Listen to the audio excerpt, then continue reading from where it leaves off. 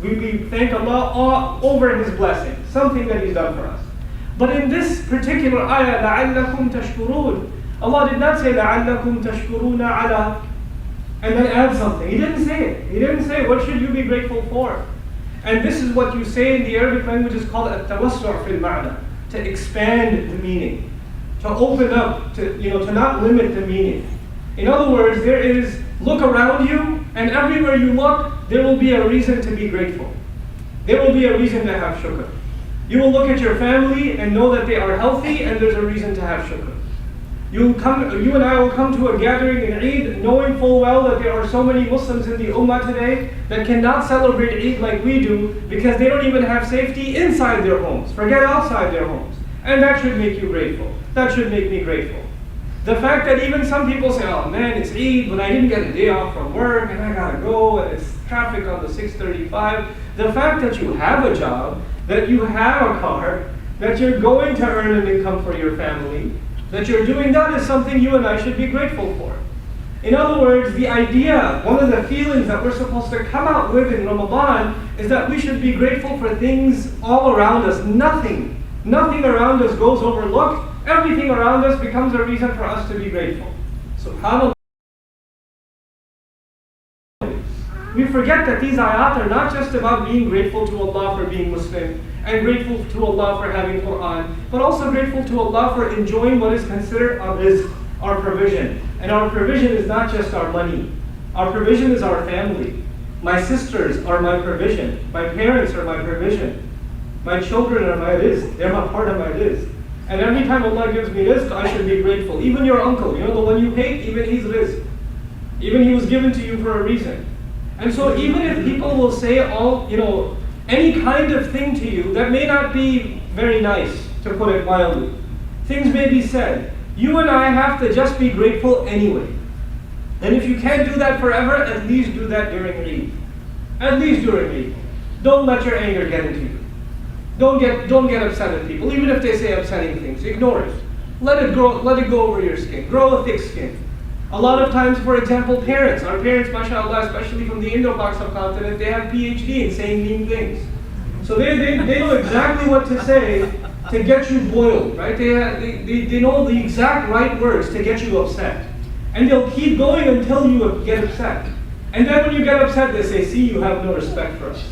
Right? They'll do that to you sometimes. But you know what? Today you're going to let them say whatever they want and you're going to hug them anyway.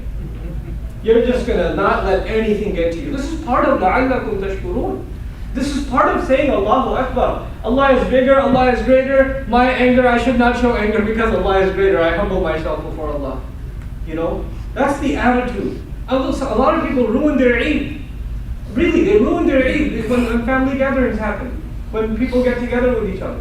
So that's one piece of advice. And don't let the spirit of that Eid die. And if you didn't have a good day yesterday, make it up today. Make it up. In just the spirit of what Allah Azza wa Jalla has said. And just find things to be grateful for. And on that note, just a comment to the husbands in the audience. It may be difficult for you, but find reasons to be grateful for your wife. Find reasons that, what are you thankful for? I know when the husband is asked or the wife is asked, what don't you like about your husband? What don't you like about your wife? Can you make a list of things? And they don't ask for a paper, they ask for a notebook. Right? Because it's a long list. But of all the things you can complain about, man, she talks back, she always argues with me, she never agrees, she never listens, she always forgets, she never knows where my keys are, blah, blah, blah. You got a whole long list of complaints.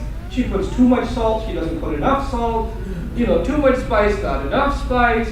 She's always calling her mother, she's always talking to her sister, I can't stand it, why are they always over here, why is she always over there? All of those complaints, just put them away and say, what is she doing for me? What should I be grateful for? What should I thank Allah for? Because Allah Azza wa Jalla on Judgment Day, you're not going to give Him your list of complaints for your wife. He's going to ask you how grateful were you? Because that was my gift to you. And the same goes for the sisters, that they should be grateful for their husbands. See, these teachings of our deen, these teachings are not just there to fix our relationship with Allah. That's the first step. First step, you fix your relationship with Allah. And how do you know If you fix your relationship with Allah, you start noticing that you're fixing your relationships with people around you, especially the people that are closest to you. You know, it's so easy to give the imam a hug after their Eid prayer, because you don't know the guy. It's so hard to give a hug to your own brother. So hard to give a hug to your own dad without any tension. You know, to give a hug to your father-in-law. It's so difficult. You know, and that's where our iman is tested. If that relationship with Allah gets better, naturally we should become more patient, more grateful, kinder, more courteous to the people around us, the people that are closest to us. And also, you should know and I should know something. You know, in public, people have an opinion of me and people have an opinion of you. When you go to the masjid, when you're at your office, these are public settings. And in public settings, people have usually a good opinion of you because they don't see your real self. They don't see you when you're going to sleep. They don't see you when you're just completely, there are no cameras here, there's nobody from the outside. You are truly yourself, and I am truly myself at home. My wife knows me like nobody else knows me. My mother knows me like nobody else knows me. Right? That's the reality. Those people that are closest to us, what is their opinion of us? What do they think of us? If they're not happy with us, that's a pretty good indication of who we really are. It doesn't matter what strangers think of you. It doesn't matter what people that don't even know you, they barely know you just by face or name. If they have a high opinion of you, that's not a big deal. That's not impressive. What's impressive and what's a reality check for us is what do the people that are closest to us, what opinion do they have of us? How do they think of us? Do they find us respectful and courteous and patient and grateful? Do they find us understanding? Do they find us able to control our temper? You know, this is what we have to ask ourselves. And again, because a lot of times the sentiments and the attitudes of a family are top down. How the leader is, so are the people. So the leader of the household, the head of the household are the men. So when you have an angry demeanor, when you have a short temper, when you're always complaining, you're going to find the entire family is miserable. Everybody's in a bad mood. The kids are fighting with each other. Everybody's upset. And where did all of it come from? It came from you. It comes from you. It trickles down. It has that effect. You can be like that cloud hanging over everybody else and not letting any sunlight through. So you and I really have to work on our attitude. And yes, we may have very legitimate reasons to be angry. I'm not saying you don't have a legitimate reason to be upset. But you know what? Because we are in a position of leadership, we have to exhibit a higher standard of patience. This is the first part of what I wanted to share with you in this khutbah. The other part is about our relationship with Allah. And I want and my own, then the purpose of this khutbah is met. When you mess up at work, when you show up late, 2 hours late for a whole week, your boss is mad at you. And you go into your boss's office. And he says, what's going on? Why are you coming late every day? What do you say to your boss? Sorry. Yeah, it won't happen again. Yeah, whatever. Yeah, sure, yeah, I'll come on time. When you show him that kind of attitude, you're not going to keep your job. You're not. The student who comes after getting a 20 on their math test, he comes to the teacher and says, sorry, yeah, I got a 20. Yeah, whatever, yeah, I'll do better, okay. Can the teacher tell you don't have the right attitude? The score is a failure, your attitude is a bigger failure. When we ask Allah for forgiveness, you have to have a certain kind of attitude. You can't just say, astaghfirullah with a big smile on your face. It doesn't work. You don't do that with the police officer who pulls you over. You don't smile with that, sorry. You don't do that. You don't do that. You don't do that with your teacher. You don't do that with your boss. You don't do that with your parents. How is it that we can be so disconnected, mentally disconnected, emotionally disconnected when we ask Allah to forgive? How is that possible? The word istighfar in the Arabic language gives you 3 meanings. All 3 at the same time. If you remember nothing from this khutbah, try to remember that. Istighfar, number 1, means to ask for forgiveness. That's the easy one. That's everybody knows that one. To ask for forgiveness. Istighfar, number 2, means to want forgiveness. And there's a difference between asking something and wanting something. There's a big difference between them. Sometimes you ask for something, but you don't really want it. And your want is a part of your attitude, not your speech. The heart has to ask. The heart has to want. You and I have to really feel bad. That's what we have to do. That's the second meaning of istighfar. And the third, from istif'al, the pattern suggests badlul juhud. للحصول على شيء. They say in Arabic, to try to make efforts to get something. To try to get forgiveness. Asking for forgiveness, wanting forgiveness, trying to get forgiveness. There are three meanings of istighfar. When you and I make istighfar, we are asking Allah to forgive, we want Allah to forgive, and we are going to try to earn His forgiveness. Now, even if you go in front of your boss, and you ask for forgiveness, and you want forgiveness, and you will try to get forgiveness, he might still fire you. I don't want to hear it. You made these excuses before. Remember last month? You're out of here. Your teacher might still fail you. You ask for forgiveness. You want forgiveness. You will try to earn his forgiveness. He still says, I'm sorry, your grades are too low. You're going to fail. There's nothing I can do. The semester is over. That was your final exam. But with Allah Azza wa Jal, you and I have failed countless numbers of times.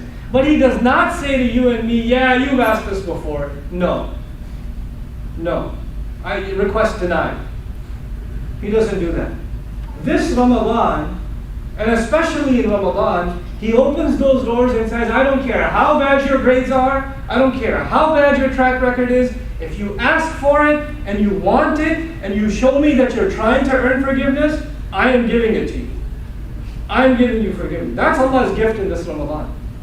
Now the thing is, when Ramadan comes to an end, and we say Allahu Akbar and celebrate because we've taken up the offer from Allah, and then during, we have a brunch at 11 after the Eid prayer at somebody's house, and then we invite people over for dinner, and family over for dinner, and then we're sitting there watching filthy Indian movies, or Arab soap operas on TV, for Eid, and the father and daughter are sitting together watching the same filth, then do you want forgiveness? Is that how you ask for forgiveness? Does that show that you're trying to get forgiveness? Actually, that means that Allah opened the grand gates of forgiveness and Jannah for you, and you just spit at them and walked right away and said, no, that was just from Allah. It's Eid now. Let me be myself again. This is serious, guys. This is serious. We have to end this hypocrisy in our homes. We have to end the double standards. So many of you guys quit watching filth during the month of Ramadan. Nah, bro, I'm fasting. I can't. Held yourself back. You didn't visit that same URL that you always go to. Daily hit. Back on it again. Why are you? Then you have no reason to celebrate. You don't have a reason to celebrate if you don't want and aren't trying for Allah's forgiveness. If it was just on your tongue. There are people, unfortunately, who don't know what Ramadan means. Who don't know what a gift of Allah this is. There are two places in the Quran Allah mentions Laylatul Qadr. This is what I'm ending with. Two places in the Quran that are very powerful that Allah mentions Laylatul Qadr. One of them everybody here knows. Inna anzalnahu fi Laylatul Qadr. Wa ma adraka ma Laylatul Qadr. Laylatul Qadr khayrun min alfi shahr. You know this. And those are the ayat in which there is good news. Listen, take advantage of this night. You are good. You're set. You're set. On the other side, Allah Azza wa Jalla says, Inna anzalnahu fi laylatin mubarakatin inna kunna mundhirin. Not mubashirin. Inna kunna mundhirin. He says, we sent it down in a blessed night. And I hope I had time to explain blessed to you. What Mubarakah means. Mubarakah means you do one thing and its effects keep multiplying. And more keeps coming out of it than you expected. As the kids know the story, maybe Jack and the Beanstalk, little bean, lots of big stalk. That's what that is. You do one thing and the good keeps coming out in dunya and in akhirah. For one night, for the effort of one night. You will reap the benefits of it for life. The young guys here, they took advantage of it. They'll marry the right woman. They'll raise good kids because of that one night. Everything changed that one night. But Allah says, we sent it down in that one night, that blessed night that you should have taken advantage of, but we've always been giving warning. Inna kunna mundhirin. What does that ayah have to do with warning? I thought this has to do with good news. But Allah Azza wa Jalla put both sides of the equation. In Surah Al-Qadr, it's about the good news. In Surah Hamim over here, Hamim wal Kitab al-Mubin, this is Surah Al-Dukhan, Allah Azza wa Jalla clearly told us There are people who take advantage of this night and this message that was sent down. That's what makes that night so powerful. And there are people who don't care, and I'm warning them. I am warning them. I hope we're not from the people that need to be warned about taking advantage of that night. I hope we don't count among the people who saw that night and nothing changed. Nothing changed. We lived through it. Even if we did one minute of the ibadah in that night, something may have changed. You don't know the power of that night. Don't underestimate it. Don't underestimate it. Don't look back and say, oh man, I guess I missed that boat. Hopefully next Ramadan. No. Be optimistic with Allah. But at the same time, something should be different in how you and I live our life after Eid. Something should change. Something should be there. So that we can say to Allah, yes Allah, I asked you to forgive me. Remember when the Imam was making dua at night and I was praying behind him and his hands were up and he was crying and the guy next to me on this side was crying and the guy that side was crying. But I didn't know what was going on, but I felt like crying also, so I cried too. Even though I didn't know what you were asking for, I just cried because, Ya Allah, it must be something good. Just give it to me too. And I wanted really badly and you cried too. You know what? Even those tears are worth something to Allah. Even that is worth something to Allah. Don't underestimate it. Don't let those du'as go to waste. Don't let those moments of closeness to Allah go to waste. Let's become people that are different, that are better. We're never going to be perfect. But at least let's not be what we used to be. Let's show Allah that we've made some progress. Barakallahu li wa lakum.